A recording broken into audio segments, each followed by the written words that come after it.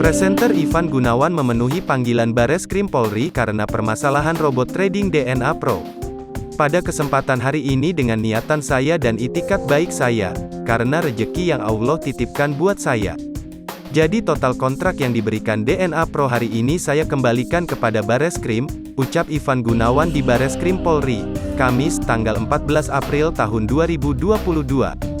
Terungkap jika desainer sekaligus artis Ivan Gunawan telah mengembalikan uang Rp921 juta yang diduga terkait kasus DNA Pro.